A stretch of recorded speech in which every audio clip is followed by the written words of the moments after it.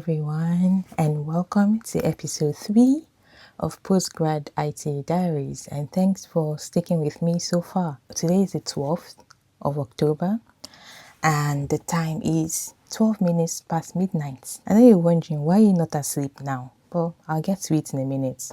Anyway, so let me just do a recap of what I was up to last week. So last week I did my transfer training, which I talked about in the last video, and then I went to class. I had 2 night shifts, which were kind of pretty stressful though, and but I have to say, especially for my last night shift, the person I worked with was like the person, like, we had good teamwork, if you understand. So, work can be stressful, but if the person you're working with works with you, then you guys, like, you are the dream team. So, and then I came back from my night shift, and when I came back, like, it was Saturday. So Saturday was yesterday. Instead of me to sleep, I went to Vodafone in the city center because I wanted to sort out some things with the Vodafone network, and it couldn't even be sorted out in their shop. So I have to call customer care, which was basically like a semi waste of my time, but it's okay. It's okay. Well, enough with that. Why am I awake at midnight? Let's get into it. So I have a friend who is doing her master's degree in Nigeria, and she's doing it. She's kind of majoring in mental and child health. It's kind of time for dissertation, and she's just been saying, like, she doesn't have any topics. She can't really think of anything. All the ideas she's giving to her supervisor. Her supervisor is saying, like, it's not really gelling. So she's just been saying she's looking for topics. I think at first she wanted to do something on, like, sex among adolescents, or sex education among adolescents, because she's also trying to look for, like, a topic that she has access to population that she can work with.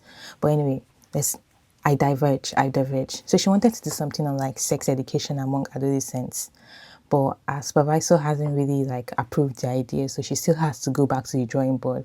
And she's just been like, she can't find topics and stuff like that. I don't know if this is nice to say on camera, but I kind of, I'm on my period, and when you have your period, it comes with this pain. And I actually, when I came back from all the outing I went out yesterday, I kind of went straight to sleep, and I woke up in pain.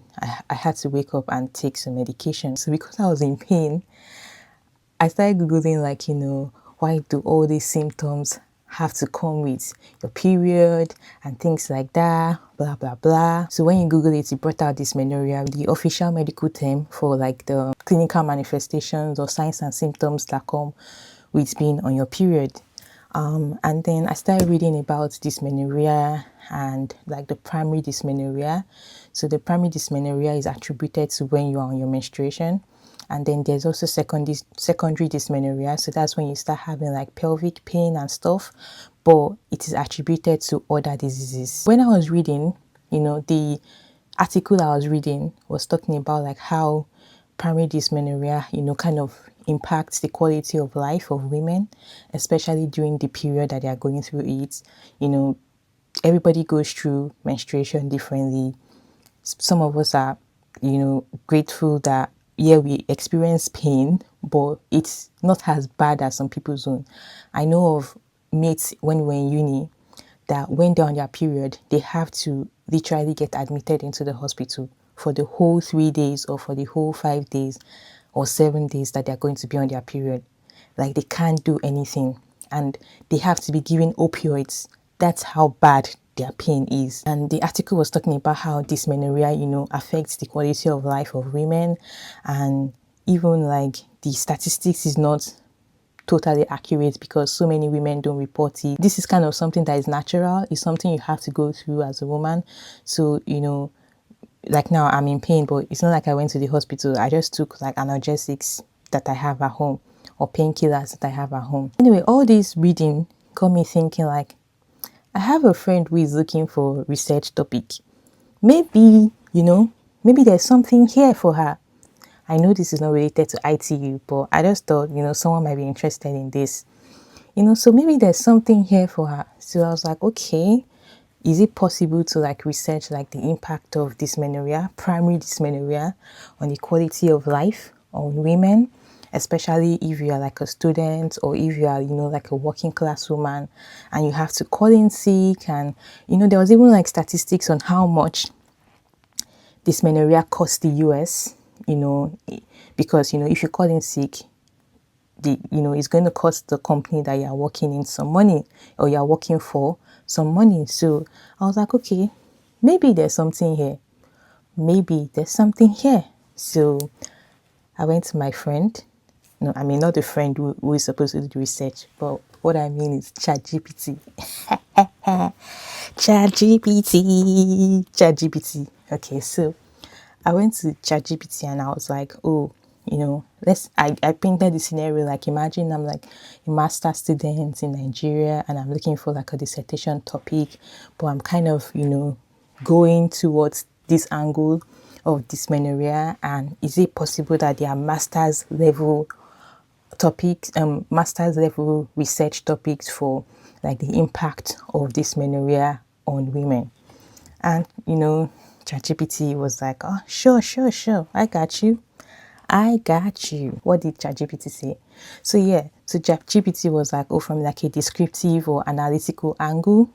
So it brought out like, it brainstormed and did like topics. So impact of primary dysmenorrhea on quality of life and academic performance among female university students in Southwest Nigeria, or like the burden of primary dysmenorrhea and its influence on daily functioning among women of reproductive age. So I kind of like that because it's different populations. So you could do like students, university students, or even secondary school students, and she could do like, women of reproductive age, but that they are already working class women. And then it also talked about like knowledge, attitude and practice, coping strategies when it comes to like primary dysmenorrhea. That was good. I mean, it was already the idea that I had in mind, but it just refined the topic. So it even did like a polished working title. It was like impact of primary dysmenorrhea on quality of life and functional well-being among female university students in Southwest Nigeria. Anyway, it just refined the idea and I had in mind already. Then I was like, primary dysmenorrhea is a good idea, but what about secondary dysmenorrhea? So, but like secondary dysmenorrhea is such a broad topic because there are so many things that cause secondary dysmenorrhea. And then I was like, let us talk about fibroids. So fibroids is something that is quite prevalent in Nigeria, and I would want to say Black women. And I was like, that's also like a good research topic. Like, there could be knowledge, attitude and practices. There could be health behaviors. There could be, why is it that women with fibroids don't seek health care immediately in Nigeria? Why is it that they wait till later stages before they seek health care? So I was like, okay, yeah, like there is a good research, area in uterine fibroids. So I was like, okay, ChatGPT, give me what you got. Give me master's level topics when it comes to uterine fibroids, and also think about my population. My population is Nigerian women. So it was like, yeah, you could talk about like prevalence and associated risk factors of uterine fibroids. It's okay, but that title is still shaky. You could also talk about like the impact of uterine fibroids on like the quality of life and reproductive function. I like that topic. Now we are getting there. Or effects of uterine fibroid on like the physical, emotional and sexual well-being of women of reproductive age in like a particular location. Now we are talking business, because imagine having fibroids and you don't have money to seek healthcare, and it's not something that is small, it's like very big, and you are like big, it's looking like you are pregnant and people are asking you, are you pregnant? But you don't, like, like you don't know what to say, and you're carrying it for 9 months, 10 months, 12 months.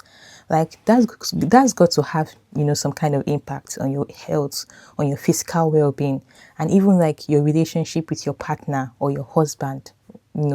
That's got to have some kind of impact. So yeah. And then it also said like, knowledge, perceptions, and health seeking behaviors of women toward uterine fibroids in southwest Nigeria. To Nigeria, not everybody will go to like the hospital to seek health care. Some people go to traditional medicine first to see if they can get it sorted there. Some people might go to quacks first to see if they can get it sorted there. Then when everything has failed, they might now decide to come to the hospital. So yeah. And also like cultural beliefs, stigma, and treatment choices among women with uterine fibroids in Nigeria. What are the things that are preventing women from accessing care and treatment? Is it financial? Is it like cultural beliefs? Is it, I don't know, is it religious beliefs? What is it? What are the barriers preventing people from, accessing treatment for fibroids? And why don't they access it early? We could talk about endometriosis. So like fibroids is quite common. Like people have an idea what fibroids is, Most people might not even know what endometriosis is. So this will really be good because you can like research like what is the awareness, what is the knowledge and perception of women about endometriosis. Imagine telling somebody you have endometriosis, they'll be like, Kininjebe, what's that? Never heard that before, So like, what's the knowledge? And this is like something like she could just like research on. So I also thought like, okay, that's also like a good research area she could do. Now we have 3 areas I've thought about for her, my friend. Primary dysmenorrhea, uterine fibroids, and endometriosis. And then I thought about PCOS. So like PCOS is kind of trending in the Nigerian space, and that's because I feel like there are more women that are coming out and they are talking about their story, how they dealt with PCOS or how they are dealing with PCOS. There are just like lots of content about PCOS these days, and I was like, that is a really good research idea, because if it's trending, that means there is like a population for it. That means if you want to share questionnaire, there'll be people that will be willing to fill questionnaire regarding PCOS. I was like, good stuff, good stuff, good stuff. So I was like, oh, ChatGPT, PCOS this, PCOS that, tell me what research topics do you have for me regarding PCOS? And then, of course, ChatGPT was like awareness and knowledge perception, regarding PCOS, yes. Quality of life and psychosocial impact of PCOS on health, on quality of life among women of reproductive age in Nigeria. Body image, anxiety and depression among women living with PCOS, and then psychosocial impact and coping strategies among Nigerian women diagnosed with PCOS. I thought that was like a good one. That was a good one. It also talked about like, what are the health seeking behaviors of women with PCOS, how early, researching how early they try to diagnose, how early they try to seek help. When I say help, like proper health care, going to the hospital, not drinking agbo jedi or going traditional. Not to say like traditional medicine is bad, but just because there's not a lot of research in traditional medicine, and you don't know who is good or not, and how early they seek help. So that's also like a good research area. And like lifestyle, nutrition, and weight management when it comes to PCOS. And he also said, another area you could research on is like fertility and reproductive outcomes when it comes to PCOS. So like association between PCOS and infertility among women. These parts that ChatGPT talked about, I also thought about it. So like influence of social media awareness and self-diagnosis. So like I said, PCOS is kind of trending a bit. So somebody's talking about, I have PCOS and these are my symptoms and these are my symptoms. Somebody else in their house might think, I have the same symptoms, maybe I have PCOS. So I'm pretty sure that now that PCOS is trending, there'll be a lot of women who have also self-diagnosed themselves with PCOS without actually going to the hospital and carrying out tests and stuff like that, or talking with like a health practitioner to make sure that it's PCOS. So I'm sure there's a lot of self-diagnosis going on. I'm sure there are some women that they don't even have PCOS. So, but because PCOS is trending and, you know, anything to gain followers, might say, oh my God, this is my story.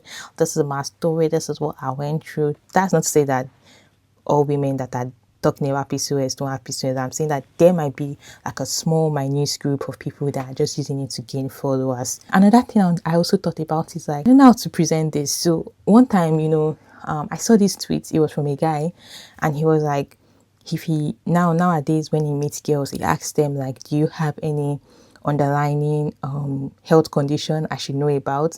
So when he meant health condition, he meant like obstetrics and gynecological conditions. So like PCOS. I think he mentioned PCOS in particular, and he was like, he cannot marry a girl that has anything PCOS that's going to prevent her from giving birth or something like that. There's a way he wrote the tweet that when you read that tweet, it infuriates you. But imagine, you know, having PCOS or dealing with PCOS, and you read that kind of thing and you're thinking, does this reduce my chances in the marriage market? You know, so these are things to also consider. I feel like these are good research areas. Then I thought of something: abortion. This one is tricky. So, you know, because Nigeria is like a predominantly religious society, abortion is frowned upon, it is seen as wrong and stuff like that. But here's the little twist: just because something is wrong doesn't mean people will not do it. And when people hear abortion, they think, oh, it's just probably single ladies or promiscuous single ladies that do it. No, both single ladies or married women, they do abortion, like water, like play. And just because abortion is wrong, does it mean that people are not going to do it? No. And when people do it because it's illegal, people go to illegal practitioners who might not do it in the safest of environments. And when they go to these quacks to have abortion done, they come to the hospital with complications of abortion. That's why I'm an advocate for safe abortion. Yeah, we can say abortion is bad, but will that stop people from doing it? No. Why don't we, find a way to help women who want to do abortion in a safe environment so that they don't come down with complications? But abortion is a very, very tricky topic. Everybody has their stance, there's cultural beliefs on it and religious beliefs on it. But I'm just an advocate for safe abortion. Maybe because I work in the hospital, and when you work in a hospital, you know that just because people say something is wrong does not mean that people will not do it. And let's even say, you might say like the single lady who is promiscuous, or who had like a child out of wedlock, and what of the married person who wants to do abortion? So there are instances where I have seen and heard like, maybe the woman has 5 children, and that 5 children, she's struggling. She and her husband, they are struggling to take care of the 5 children. And now the woman did not do contraceptive, maybe because the husband doesn't like contraceptive, or the husband doesn't want her to do contraceptive. Now she don't carry belly again. So the 5 that you have, you cannot take care of that 5. You have now carry another one, making it 6. In this economy, in this inflated economy, you have carried 6th one. Now you have tell Oga that I'm pregnant too. Well, some tell, some don't tell. You tell Oga that I'm pregnant too. They say children are blessing of God. I'm pregnant. And Oga is saying that I don't want that child. We are barely surviving ourselves. We are barely able to take care of the 5 children that we have. Now you have brought a 6th one. I don't want that child. I don't care what you do. Take it out. What choice does this married woman have? Especially if she doesn't reach out for help, if she is living a very isolated life and it's just her and her husband that makes decisions regarding their life. the woman is going to think, Oga has said that he doesn't want it. She's going to go and abort it, and there's nothing you can tell her. She's going to take it out, whether legally or illegally. Some don't even tell their husbands. Some, as soon as they just see, God, another one has come, and they know the situations of things on ground, they just go and remove it. So that's why I feel like I should be an advocate for safe abortion, because there are so many reasons why people do abortion. There are just so many reasons behind the scenes of why people do abortion. Yeah. So yeah, I was just thinking like, oh, you know what? Abortion is a good research idea. Yeah. Abortion is chef's kiss. But then I was like, while abortion is a good research area, how many people would be willing to say, oh, you know, I've done it before? Or how many people would even be willing to want to talk about it?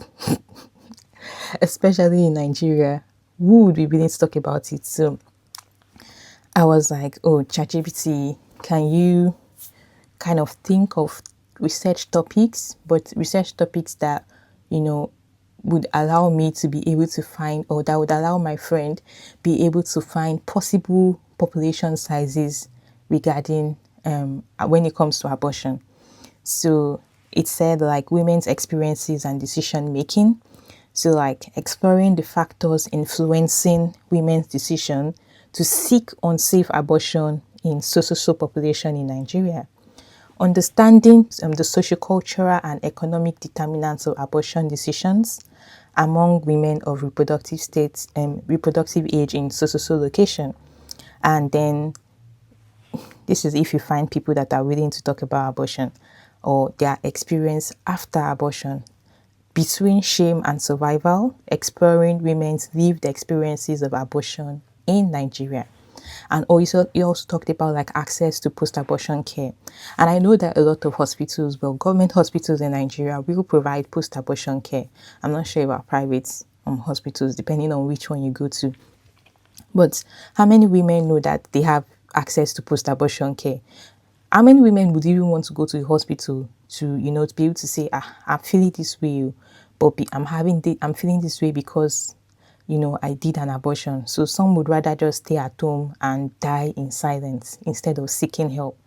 And people do lose their lives this way. Assessment of access to and quality of post-abortion care services in public health facilities. Exploring nurses and midwives' perspectives on post-abortion care in like social location. And barriers, of course, barriers to effective post-abortion care services for women in social location, and just exploring like, you know, knowledge, attitude and practices, you know, and stigma and mental health regarding abortion. Yeah. And also like she could also think about exploring like abortion among like adolescents, university students, secondary school students, and their perspectives on abortion. So after the whole abortion thing, then I thought of, contraceptives. Contraceptives is also a good area to explore as a midwife for research. I mean, it's true, like, you know, contraceptives have come into our lives. Contraceptives do have a lot of advantage. But that's not to say that contraceptives do not have its disadvantages. Contraceptives have their side effects, and some of these side effects have not been very pleasant for women. You get, and people have experienced this and said, no, I'm not going to take it out. I don't want it anymore.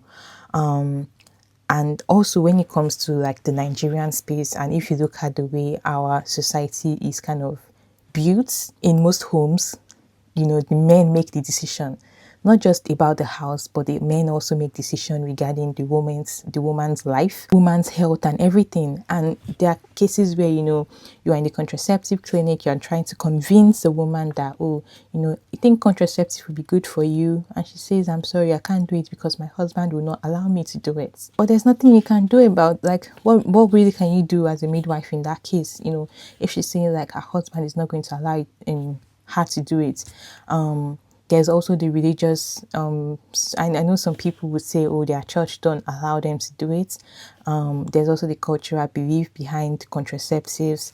And then I think there's so many things that prevent women from, you know, partaking or having contraceptives, whether it's personal reasons or health reasons. So I know some women will complain that their men don't like it because, especially if you do the IUD, some men say they can feel it when they're having intercourse. There are just so many reasons why women will not do contraceptives, and I thought, oh, that is like also a good research area that she could kind of explore. So I went back to ChatGPT. Sociocultural and religious barriers to contraceptive use among married women in so location. Influence, yeah, I like this one. Influence of male partners' attitude on contraceptive decision making among married women in social areas. By the way, when I say like, men tend to make decisions regarding, like women's health, it's not every marriage, but some people you meet them, their husband is the one that makes all the decisions for them. And if a guy says he doesn't like it, they won't do it. And that is also like another thing when it comes to abortion. Oga doesn't want you to use contraceptives, but you guys are doing the thing on a daily. And when you do the do on a daily, you're going to have consequences of doing the do on a daily. And that's what kind of also trickles down into abortion. Oga doesn't want contraceptives, but Oga wants to do the do, but Oga doesn't want the consequences of doing the do. If you get what I mean. If it makes sense. I don't want to say anything more than that. So yeah, influence of male partners' attitudes on contraceptive decision making among married women. I really like that. And then what else? Ooh, another thing I guess my friend could also explore is like barriers to using contraceptives in adolescents and young women who are not married. That's a very tricky one when it comes to like the Nigerian population. She could also explore like knowledge, attitude, and perceptions and all that stuff, and like religious and cultural influences on women's reproductive right and stuff like that. Because we make decisions because of a lot of things. We make decisions because culture says or society says we should do this. I know we shouldn't always do it all the time, but you cannot write off the influence of society on us as individuals or the influence of religion on us as individuals. So there are different reasons why people would make decisions. But like I said earlier, also people have, used contraceptives in the past and they just feel like it doesn't work well with their body and they just need to have it out. But then when I say contraceptives, people think it has to be like an IUD or something.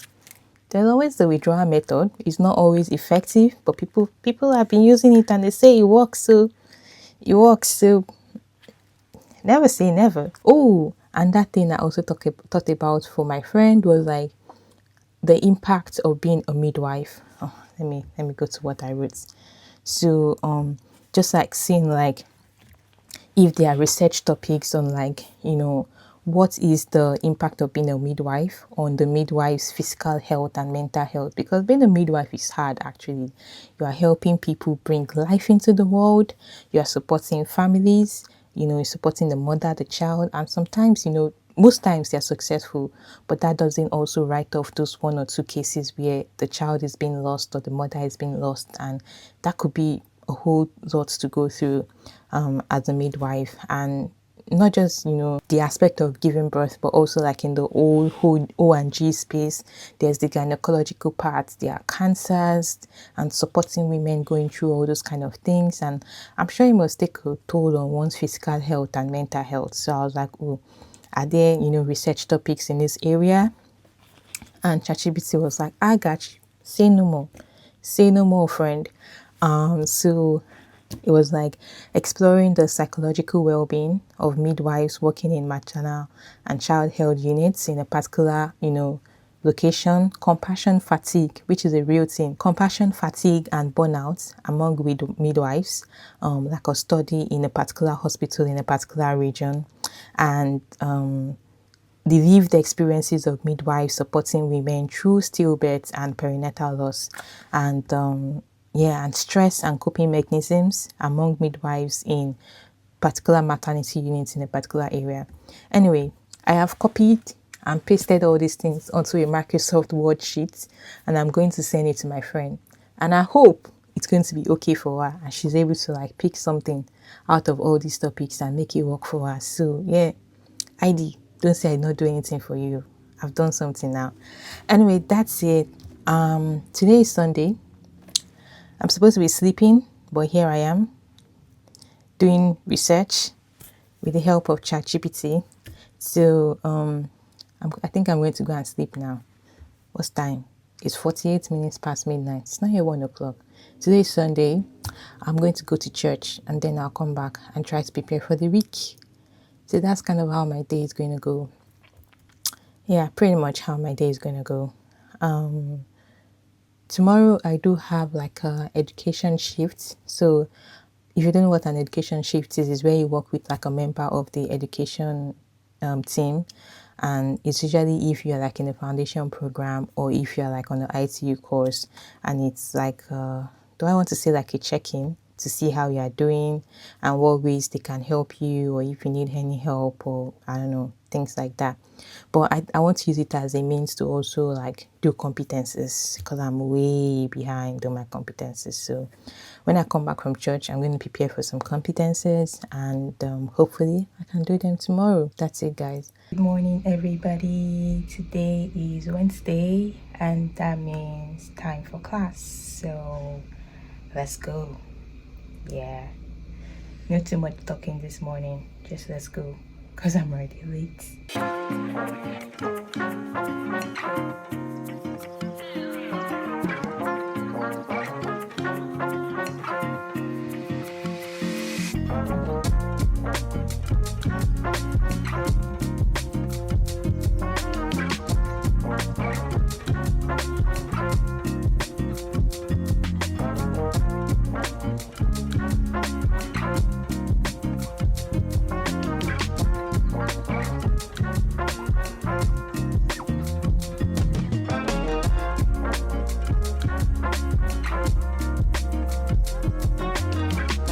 Hi guys, so I'm back from class and as usual today's class was really loaded, and today we learned about like hemodynamics monitoring of the critically ill patients, advanced hemodynamics monitoring, and shock and sepsis, and we're supposed to do ECG, but unfortunately the person who was supposed to take us the ECG section of the class wasn't too well, so the person couldn't make it.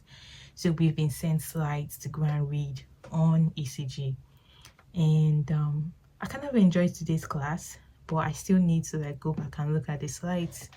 Unfortunately, I still don't have access to the module on the university's website, so I guess that's slowing me down a bit because I felt like I could have come back from class today, while things are still a bit fresh in your brain, and just like revise the class, and because today was like really advanced, like about shock and about sepsis, and it kind of made you realize it's not just about doing things, like there's a rationale behind why we do things and when to prompt doctors to do stuff and kind of stuff. So it was kind of interesting to see, but I don't have the slides, so I can't really go over today's class. But yeah, that's what we did in class today. It was really long too.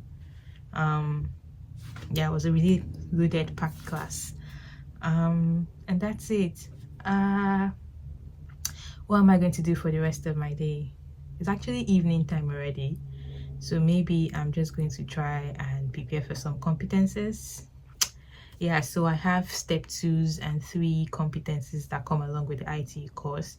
So if you work in the ICU in NHS in the UK, you know that when you first resume in the ICU, your first year, you do like the step 1 competencies. So as you move on to the course, you do step 2 and 3 competencies, and I have a long way to go on those competencies alongside doing my assignments, which I've not even started yet.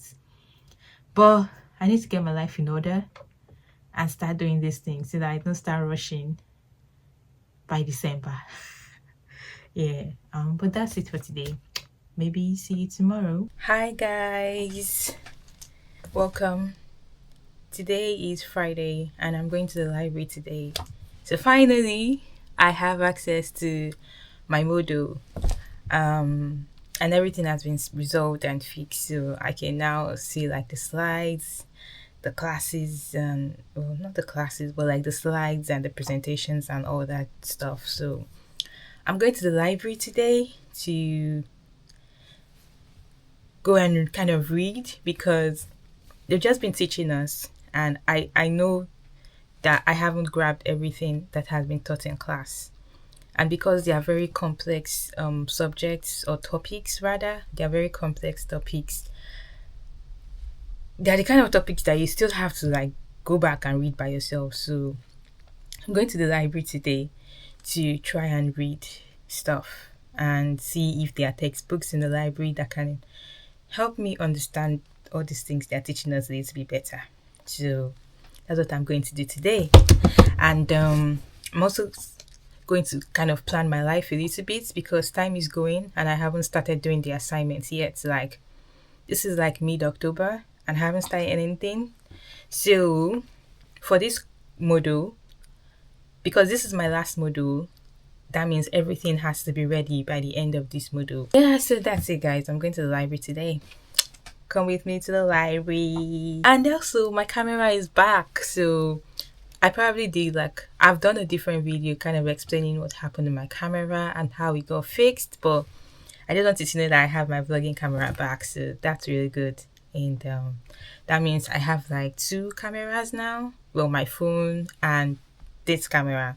Yeah, so that's good. So yeah, I'm happy everything got fixed in the same week.